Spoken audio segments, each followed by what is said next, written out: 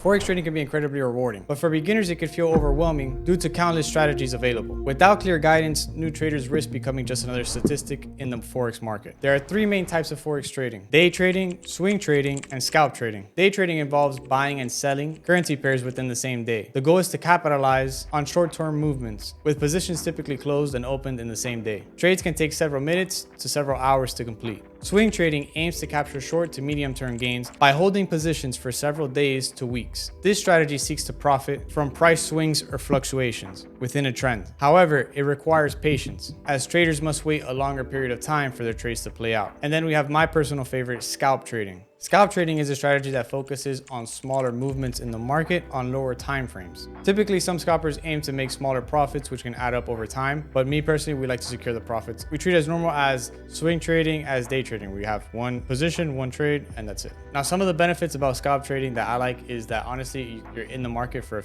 maybe a few minutes, a few hours max. So pretty much you're in and out. Let's just say you have a 9 to 5. You could actually scalp trade a session, and pretty much a session that has nothing to do with your work.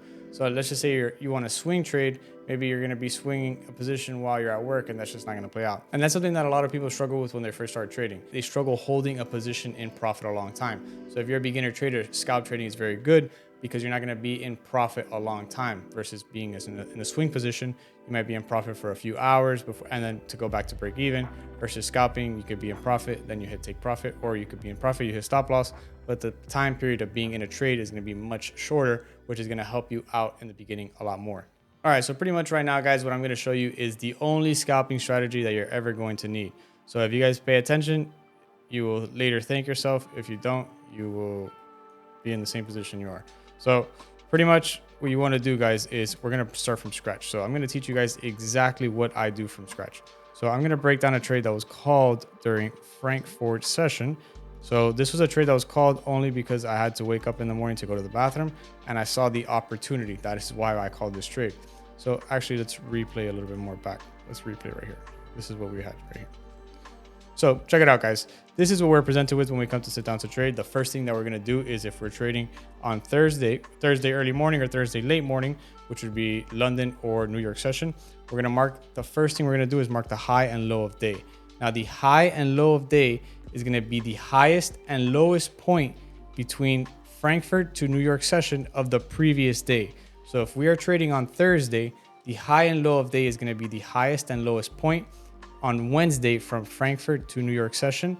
Asia session does not count, and it has to be a point in session. It cannot be out of session. So for example, if the highest there was price over here, it still would not be the highest point because it is not in session. So by definition, highest point between Frankfurt to New York, it's going to be this right here. This is our high of day right here. And then we're going to mark our low of day, which is going to be the lowest point of the day right here. And then what do you think the previous high and previous low means, guys? It's going to be previous high and low of day is going to be priced from two previous days. So if we're trading on Thursday, it's going to be Tuesday's price action. And same rules apply, guys. It's going to be the highest and lowest point between Frankfurt to New York session. So right here, we got the previous high of day. And then now we're going to mark the previous low of day, which is going to be coming from down here. Again, guys, the time frame that you want to mark the high and lows is on the M5 time frame, guys. Now, I'm going to go ahead and give you guys the settings for the session-based indicator at the end of the video. So if you guys want the same settings that I have here that you're going to need to mark the high and low of day, make sure you guys stick to the end and I will give it to you. Now, the next step in the strategy, right, guys, is to identify where the market is going. So we're going to go to the weekly time frame. Even though we are a scalper, we use the weekly time frame and we're going to see where the market is at. We could identify that gold is giving these big distributions to the upside, and we are pretty much at all-time highs. Now, at all-time highs, we create areas of demand. So we have a weekly demand right here. We have a weekly demand right here. Weekly demand. Now, why do I say demand here? Because we have a previous contrary candle that created the push to the upside. That is your demand. So we have demand, demand, demand, these three demands. Now, by definition, the true area of demand that created the impulse is this one right here. Notice how price is coming off of this area over here to the left, right here. And then we created this new area, which is this one right here.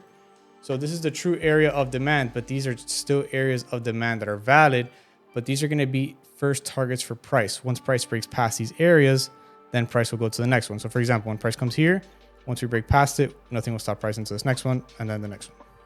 So now let's go to the daily time frame and identify what we have. So on the daily time frame, same thing, muchachos, no supply is available. So the only thing we could do is mark demand. So here we'll mark this demand over here. This is the daily demand. And we'll mark this daily demand over here as well, daily demand. And we have a daily demand and confluence over here as well, which is this one over here. The true area that created the push to the upside, these areas right here. Daily demand. Now there is still no daily supply available to draw. So what we're gonna do, guys, we're gonna go one lower time frame. Now what do we have here? We actually have a daily demand here to mark, which is gonna be our first target for this morning that we're trading. So now we go to the H4. What do we have on the H4 time frame, guys? On the H4 time frame, to the exact pip, we have an H4 demand in confluence with the daily. So daily and H4 demand to the exact pip off this area. Let me make sure that I am marking it correctly. Yep.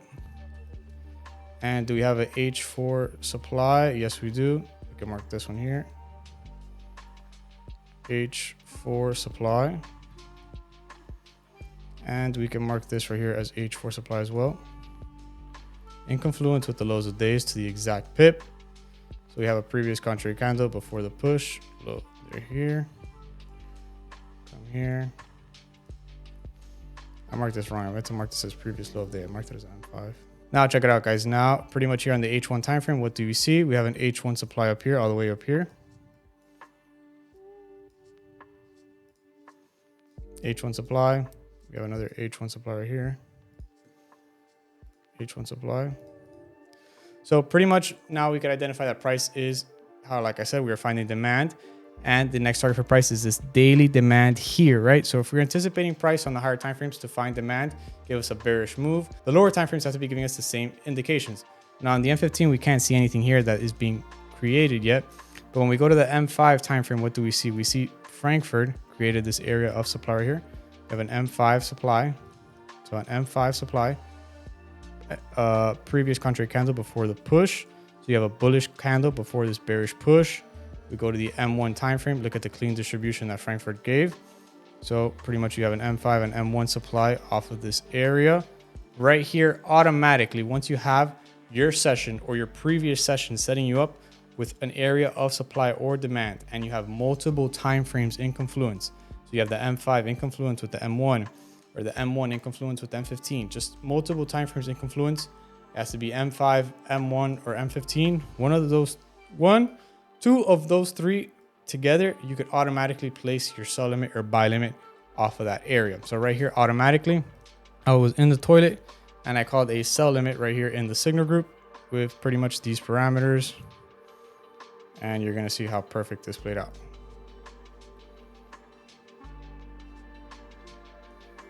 So pretty much right here, price pulls back into our area, boom, activates our order. You can see we go straight into profit. So price activates our order right here.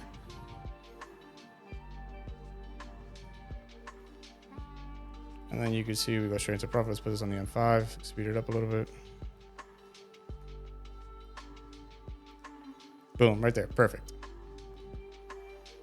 You can see that, literally perfect trade right here. Awesome, right?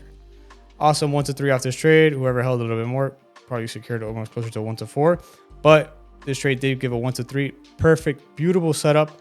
This trade we were able to secure $25,000 off of it. Now, if you guys want to be part of this special group where I send these high quality trades, sometimes during London, but if not always during New York session, click the link below. This is the group where we were able to secure a 23-week winning streak. Now, make sure to leave a like, comment, and subscribe, and I'll see you guys in the next one. Peace.